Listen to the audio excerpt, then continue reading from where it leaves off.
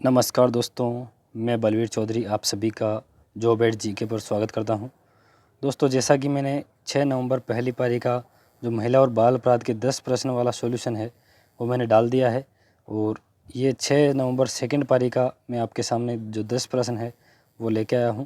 तो मैंने आपको पहले ही बता दिया है कि जो आपके क्वेश्चंस है वो रिपीट होने वाले हैं, तो आप इनको अच्छे से, जो मैं 60 क्वेश्चन डालने वाला हूँ उनको आप अच्छे से पढ़ लीजिए और साथ ही इनसे आपको अंदाज़ा भी लग जाएगा कि कैसे सवाल एग्ज़ाम में पूछे जाएंगे। तो शुरुआत करें उससे पहले इसकी पीडीएफ आपको लेनी है तो टेलीग्राम पे सर्च कर लेना है इसी नाम से जॉब एंड जीके, वहाँ पर आपको इसकी पीडीएफ भी मिल जाएगी।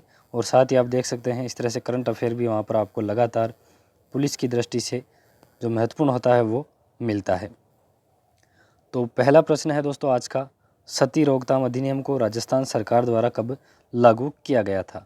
ठीक है दोस्तों, राजस्थान सरकार यहाँ पर पूछा जा रहा है। और देखिए, जो भी ये सवाल है पहली पारी का मैंने डाला है और ये दूसरी पारी का पेपर है।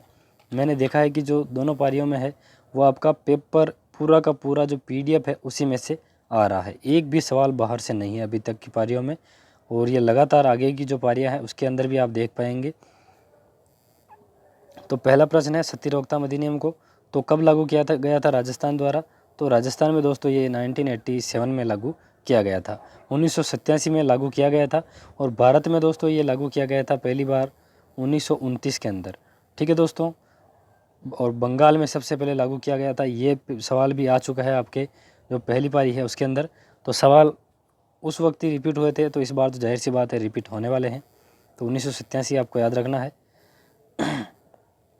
निम्नलिखित में से किस अधिनियम के अंतर्गत आरोपी के विरोध में शिकायत की कार्रवाई पुलिस स्टेशन, जिला न्यायालय, महिला और बाल विकास से कर सकते हैं? तो देखिए दोस्तों, ये जो कर सकते हैं वो घरेलू हिंसा से महिलाओं का संरक्षण जो अधिनियम है उसके अंदर आप कहीं पर भी जो ये दिए गए हैं वहाँ पर जाकर शिकायत कर सकते हैं।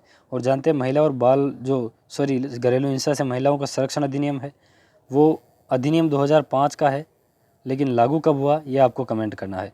2006 में लागू हुआ था ये, लेकिन डेट आपको बतानी है कि किस डेट को, एग्जैक्ट डेट आपको नीचे कमेंट में लिख देनी है कि कब हुआ था। ठीक है दोस्तों, ताकि आपको भी याद रहे अच्छे से। तीसरा प्रश्न है, मानव तस्करी अधिनियम किस वर्ष लागू किया गया था? आसान सा सवाल है, 2018 में मानव तस्करी अधिनियम को लागू किया गया था। ठीक है दोस्तों, रट लीजिए आप, तस्करी 2018 में लागू की गई। अगला सवाल है, स्त्री के साथ उसकी सहमति या असहमति के बिना डरा धमका कर किया गया बलात्कार जिससे स्त्री का कोई गंभीर क्षति पहुंचती है या उसकी मृत्यु हो जाती है, तो ऐसे अपराध के लिए दंड का प्रावधान किस धारा में किया गया है? देखो दोस्तों, इसमें साफ साफ पूछ रहा है कि जब आप बलात्कार कर दिया जाता है और उसके बाद में अगर उसकी मृत्यु हो जाती है तो उसका दंड किस में दिया जाता है? तो चर्चा करते हैं। तो सबसे पहले 375 में तो आपके बलात्कार की परिभाषा दी गई है, ठीक है, और दंड दिया गया है आपके 376 के अंदर। और 376 के भी अलग अलग भाग है। तो जब मृत्यु हो जाती है तो दोस्तों 376 ए लगती है। और इसको याद रखने की दृष्टि से आप कैसे सोच सकते हैं कि उसको आंतरिक रूप से बहुत ज़्यादा क्षति होती है जिससे उसकी मृत्यु हो जाती है। ये केवल मैं याद रखने के लिए आपको बता रहा हूँ।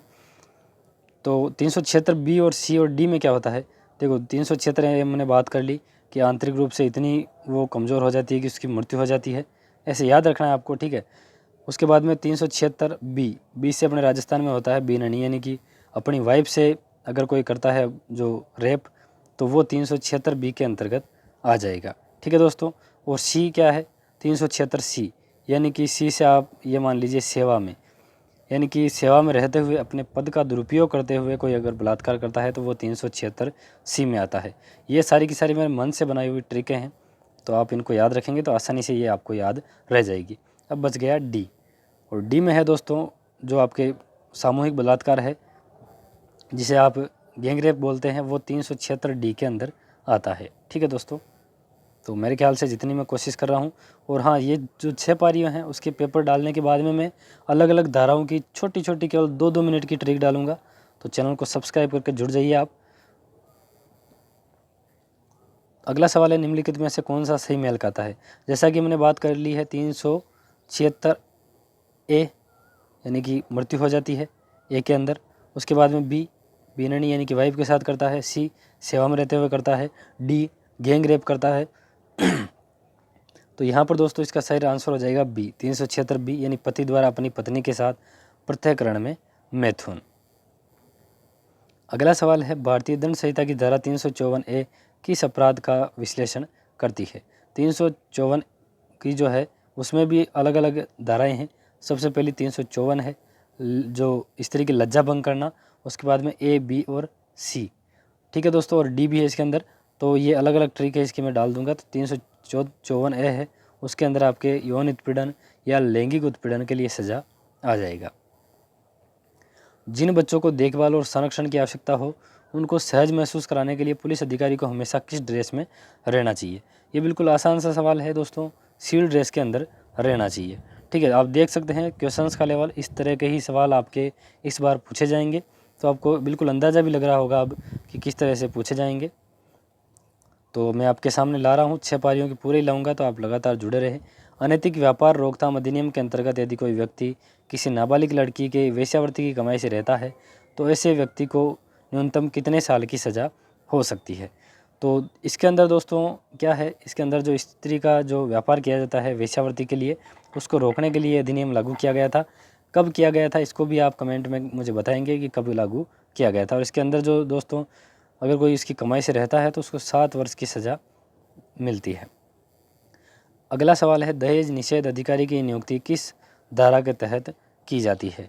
तो दहेज निषेध अधिकारी की नियुक्ति किस धारा के तहत की जाती है दोस्तों, तो ये की जाती है दोस्तों 8B के तहत। यहाँ पे थोड़ा सा मिसप्रिंट हुआ है, आप जब PDF पढ़ेंगे तो उसको थोड़ा सा करेक्ट कर लेना। धारा 8B के अंदर दहेज निषेध अधिकारी की नियुक्ति की जाती है। और दहेज जो अधिनियम है वो 1961 यानी कि 1961 के अंदर ये लागू हुआ था। उसके बाद में आज का लास्ट सवाल है अपना, पूर्व गर्भाधान और प्रसव पूर्व निदान तकनीक अधिनियम यानी कि आपका जो PCPNDT एक्ट है, PCPNDT 1994 1994 का ये अधिनियम है, पूर्व गर्भाधान और प्रसव पूर्व निदान तकनीक अधिनियम। और इसके अंतर्गत सोनोग्राफी या अल्ट्रासाउंड करवाने वाले जोड़े को या लिंग परीक्षण करवाने वाले डॉक्टर को या लैब कर्मी को किस प्रकार की सज़ा का प्रावधान है। तो मोस्ट इम्पॉर्टेंट सवाल है दोस्तों, 3 से 5 साल की सज़ा और 10 से 50,000 का जुर्माना इसके अंदर किया जाता है। और अगर बात करें ये अधिनियम कब लागू हुआ था तो 1994 यानी कि 1994 का ये अधिनियम है, लेकिन लागू हुआ था 1/1/1996 को। ठीक है दोस्तों, 1/1/1996 को ये लागू हुआ था।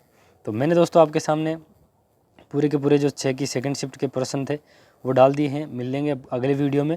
तो तब तक के लिए आप सभी चैनल से जुड़े रहे और लगातार तैयारी करते रहे। जय हिंद।